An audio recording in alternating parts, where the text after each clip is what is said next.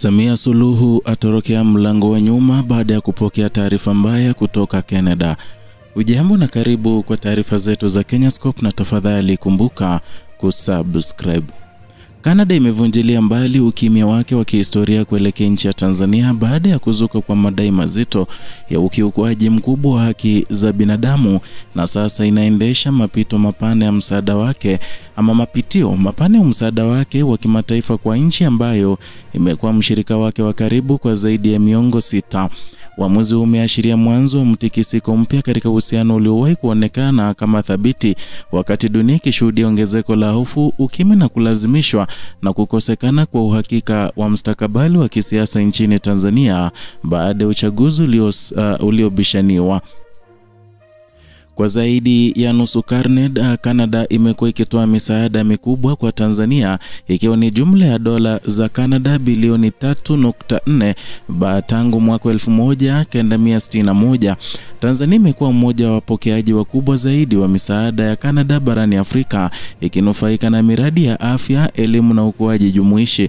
Mwaka wa kifedha 2023-2024 pekee, Ottawa ilitoa zaidi ya dola milioni 141, ikisisitiza mara kwa mara kuwa lengo lake limekuwa kulinda maisha ya wananchi, kusaidia jamii maskini na kuimarisha taasisi za umma. Lakini upepo sasa umebadilika, kwani baada ya taarifa za vifo vya raia vilivyofikia mamia na mengine kutajwa kufanyika kwa kiwango kinachoweza kufikia maelfu, Canada ilitangaza kuwa inafanya tathmini ya kina ya msaada wake wa Tanzania ili kuhakikisha kuwa misaada hiyo haipotezi uadilifu wake katika mazingira ambayo taasisi za haki, usalama wa raia na misingi ya demokrasia vinatajwa kuathirika. Taifa ya pamoja kutoka Canada, mataifa mengine 15 ya Magharibi na Umoja wa Ulaya ilitilia mkazo wa wasiwasi huo. Ilieleza kuwa kumekuwa na ushahidi kutoka kwa taasisi mbalimbali ndani na nje ya Tanzania unaoonyesha mauaji kinyume cha sheria na watu kutoweka, kukamatwa kiholela na juhudi za kuficha miili. Mataifa haya yalitaka serikali ya Tanzania kutoa miili yote ambayo haijakabidhiwa kwa familia, kuachia wafungwa wa kisiasa na kuchukua hatua dhidi ya kasoro zilizotajwa na waangalizi wa uchaguzi ambao walieleza kuwa mchakato mzima ulikuwa na upungufu mkubwa. Wakati huo Jumuiya ya Madola ilitoa tamko linaloendana na hilo, likionya kuwa Tanzania inaweza kukabiliwa na hatua ya kusimamishwa wanachama iwapo haitaruhusu uhuru wa vyombo vya habari, asasi za kiraia, na iwapo haitachukua hatua za kuwajibishwa wanaotajwa kuhusika na ukandamizaji. Na Marekani pia ilitangaza kuanza mchakato wa kimya au kupima upya uhusiano wake na nchi ya Tanzania, ikionyesha kuwa matukio ya hivi karibuni yameibua wasiwasi mkubwa katika jumuiya ya kimataifa. Viongozi wa haki za binadamu wa Umoja wa Mataifa walikwenda mbali zaidi. Katika tathmini yao, walieleza kuwa makadirio ya vifo yanaweza kufika angalau watu 700, huku baadhi ya taarifa zikipendekeza uwezekano wa maelfu. Walieleza kuwepo kwa taarifa zinazoogofya kuhusu miili kutoweka hospitalini, madai ya kuungua au kuzikwa kwenye makaburi ya siri, na hatua nzito za kuzuia wananchi kupata taarifa kuhusu ndugu zao waliopotea. Katika mazingira hayo ya msukosuko, hali ya Tanzania yenyewe imekuwa ikihesabika kama ya taharuki na ukimya uliojaa hofu. Serikali ilipiga marufuku maandamano ya kitaifa yaliyopangwa kufanyika siku ya Jumanne, siku ya kumbukizi ya uhuru wa nchi hiyo. Ilitangaza kuwa maandamano yoyote katika kipindi hicho yangechukuliwa kama jaribio la kupindua serikali, na siku hiyo ilipotimia, basi miji mikuu ya Tanzania iligeuka kuwa maeneo ya tahadhari kali. Dar es Salaam, ambako kawaida ni kitovu cha shughuli nyingi, ilionekana kimya isivyo kawaida. Kikosi kikubwa cha polisi na wanajeshi kilikuwa kimetanda barabarani, kikisimamisha magari, kikijaza vizuizi na kufunga makutano muhimu ili kuzuia mkusanyiko wowote wa raia. Kwenye baadhi ya maeneo, helikopta zilizunguka juu kwa sauti ya kutisha, zikifuatilia ishara yoyote ya makundi ya watu.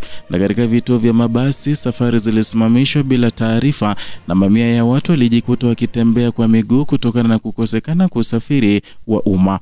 Barabara zilizokuwa na msongamano wa kila siku zilionekana tupu, kama jiji lilozimwa ghafla. Na katika mojawapo ya vizuizi vikubwa vya ukaguzi Dar es Salaam, wanajeshi waliweka magari ya dereva na kuelekeza abiria wote wa mabasi ya msafa marefu kushuka na kujipanga kwa ukaguzi wa vitambulisho. Wale waliokosa vitambulisho ama hawana maelezo ya haraka waliwekwa kando kwa mahojiano marefu. Kwa watu wengi ilikuwa mara ya kwanza kushuhudia ukaguzi wa aina hiyo katika jiji, tena kwa kiwango hicho cha nguvu ya kijeshi. Katika vitongoji vya kaskazini mwa jiji, pikipiki zilipigiwa marufuku kupita katika njia kuu, hali iliyozuia kabisa usafiri ambao wengi hutegemea. Mpango wa serikali ulikuwa kuhakikisha kuwa kuna njia yoyote ambayo ingeweza kutumika na waandamanaji kujipanga au kuungana. Licha ya mikakati hiyo, vikundi vidogo vilijaribu kusimama katika maeneo mbalimbali ya nchi. Mwanza kwenye mwambao wa Ziwa Victoria ikiwa mojawapo ya miji ambayo vijana walikusanyika kwa muda mfupi kabla ya kukabiliwa na askari waliokuwa wamesimama mstari wa mbele. Malalamiko yao yalihusu vifo vya raia na matumaini yaliyopotea kuhusu uchaguzi ulioonekana kuwa na upungufu mkubwa. Wiki zilizotangulia maandamano hayo, mashirika ya kimataifa ya haki za binadamu yalitoa ripoti kuhusu msako dhidi ya wanaharakati na wafuasi wa upinzani. Angalau watu 10 waliripotiwa kukamatwa kwa kuchapisha ujumbe mtandaoni kuhusiana na maandamano yaliyopangwa. Serikali pia iliongeza usimamizi mkali dhidi ya mitandao ya kijamii na harakati za wanaharakati wa ndani. Akaunti 3 za Instagram zinazoendeshwa na wanaharakati zilazimishwa kusitishwa au kuweka vizuizi, hatua ambayo kampuni mama ya mtandao huo ilielekeza kufuatia maagizo ya mamlaka ya Tanzania. Kiini cha mzozo huu kimekuwa historia ndefu ya siasa ya chama kimoja nchini Tanzania, na tangu mwaka 1961 nchi imeongozwa na chama kimoja kinachotawala na kilibadilisha jina na kuwa Chama cha Mapinduzi. Uchaguzi wa hivi karibuni ulizua utata mkubwa baada ya vyama viwili vikuu vya upinzani kupigwa marufuku kushiriki. Hatua hiyo ilimruhusu Rais Samia Suluhu Hassan kutangazwa mshindi wa zaidi ya 98% ya kura, kiwango kilichozua maswali makubwa duniani. Kwa miaka mingi mataifa ya magharibi yameiona Tanzania kama nchi yenye utulivu wa kipekee katika ukanda wenye changamoto nyingi, lakini sasa taswira hii inabadilika kwa kasi. Kizuizi cha uhuru wa kujieleza, kukandamizwa kwa vyombo vya habari, kukamatwa kwa wanaharakati na kile kinachotajwa kwa udhibiti wa kimfumo dhidi ya upinzani kimetikisa msingi wa imani iliyokuwa imewekwa na wahisani kwa muda mrefu.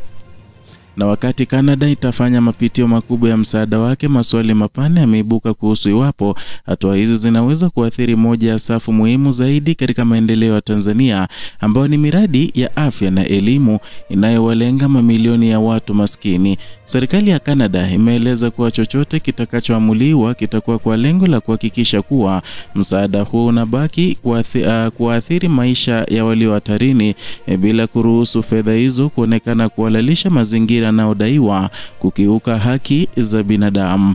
Kwa upande mwingine, serikali ya Tanzania imekuwa ikipinga madai hayo na kuendelea kudhibiti taarifa zinazohusiana na vifo, maandamano na ukamataji unaoendelea.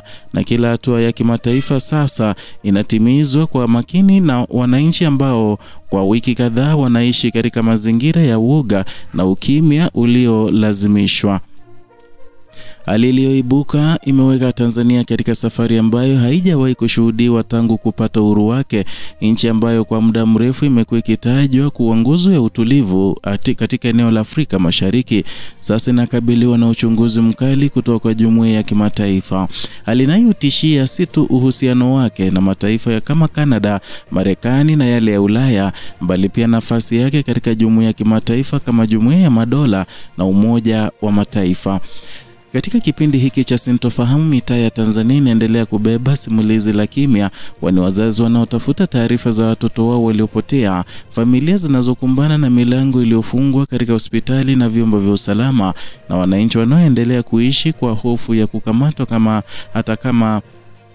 hata kwa kuwa na mazungumzo yasiyokubalika mitandaoni. Ukimya huu wa wananchi na sauti za mataifa zinazoelekeza shinikizo zinaendelea kukutana katikati ya mivutano ya kisasa na kisiasa inayofafanua sura mpya ya nchi hiyo. Na wakati Canada ikiendelea na tathmini yake, swali kubwa katika majukwaa ya kisiasa duniani linasalia kuwa moja: iwapo hatua za kimataifa zinaweza kuzuia mfululizo wa ukiukwaji, kurejesha imani ya raia na kusimamisha mwelekeo ambao tayari umeingia kwenye kurasa ngumu zaidi za historia ya Tanzania ya kisasa. Nchi hii imefika katika hatua ambayo maamuzi ya ndani na shinikizo kutoka nje yanatarajia kuamua mustakabali wake wa kisiasa, kijamii na kidiplomasia katika miaka ijayo. Ndio hayo tuliokuandalia siku ya leo kutoka hapa Kenyascope, channel yako pendwa inayokuletea taarifa hizi pamoja na zingine kwa kina zaidi. Zidi kutupa support yako kwa kusubscribe, kulike na vile vile kushare video zetu.